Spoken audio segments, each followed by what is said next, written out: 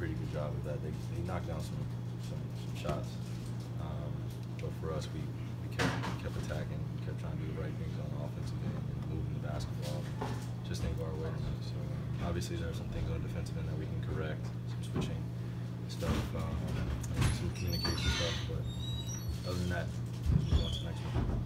Offensively, was it their length that was affecting you, or is it any idea why the ball just wasn't going for the basket? Basketball. Can't make every shot every night. It's just the realization of that. In terms of cohesion, chemistry, what would you say this team is through 4 games? I don't know. I don't mean that negatively. I just don't know. It's 4 games. I don't know. I don't have an answer for that. Kyrie, when you got a little short jumper to cut it to 1, you seemed a little upset. Did you want to shoot a 3? Did you want to kick it back out? You seemed a little upset after that make. What do you think made it 91-90? Yeah, looking back on it, I wish I could have taken a 3 down the stretch, but we still had a good chance to tie the basketball game, leave it up to them making free throws. Could have been a tough 3 that I could have taken, but took the easy 2. Defensively, did you how'd you feel you guys did? How'd you feel you guys did defensively? I mean, we kept them 93 points, so I feel like we did a decent job. I think we kept them under 45% shooting as well. So there were some areas that we shined in, but like I said, Jonathan Isaac hit a nice pull-up. JT closed out pretty hard to him. He had a just impactful game where he created other possessions for them, where he kept possessions alive, and those guys were crashing offensive glass and keeping the basketball alive. So, as well as they got to free throw line down the stretch a little bit, where they got us some foul trouble. I think it was the last maybe 5 minutes where we had about 3 fouls that really put them in the bonus going into the 2-minute span.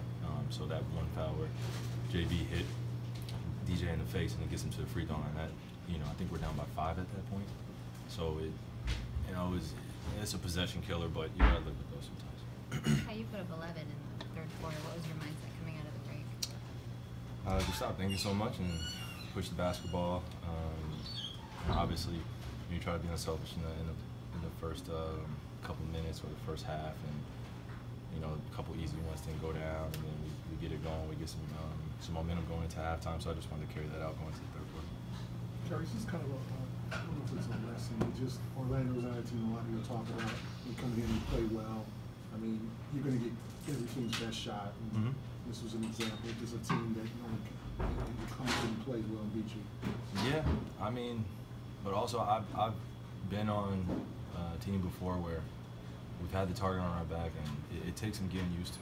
It really does. And I think that sometimes it's a little unfair of the expectations we have of our young guys and guys that have never been through things like this before, where the expectations to play at a certain level every single night is demanding on you, and including myself, as being on a team like this, where it's a challenge for me to figure out where do I fit in all this and how do I lead this team the best way I can with other great players. So, it's all a learning experience. I just try not to put too much pressure on it because, I mean, everybody else does enough of the pressure for us. So, I just try to keep everybody calm and keep myself calm, and just realize that it's a long season, and nights like this where you should just take it as a hit on the chin, as a learning experience, and you move forward.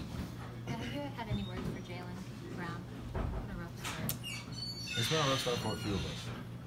So it's like like I said, for me, I think last year I try to think of the season as like kind of sequential. When I say you just want to make it through October, I'm just trying to get through October, starting the season off of obviously the excitement is now dwindling, and now we can finally just start playing basketball where the game becomes fun. It was just a lot of thoughts that could go into the season of what you expect to do it, and then you come to the realization of where you are, and that hurts sometimes. And you just got to play better and just, like I said, take a few hits on the chin and just weather the storm. This is just a game. But the good thing is that we have great teammates and great people in this locker room, and a great staff and a great organization that believes in us. So coming after games like this, when you have guys still cheering up and getting everybody involved, it's always great. You said a couple of times that your role is changing. What do you need to do, I guess, or what's the challenge for you of taking on that role with all the talented players that you guys have?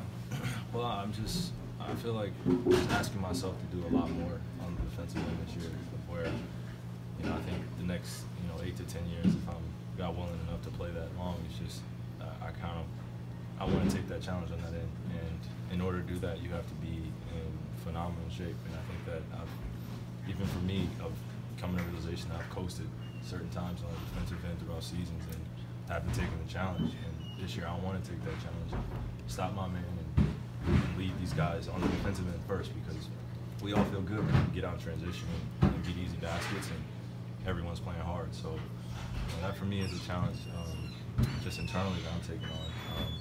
But in terms of figuring out how I fit in with other guys, it's going to take a little while. But I don't want anybody else to stop being who they are.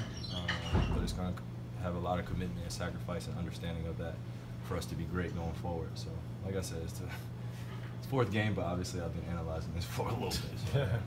Brad was saying how this was some of the best ball movement that he's seen of you guys.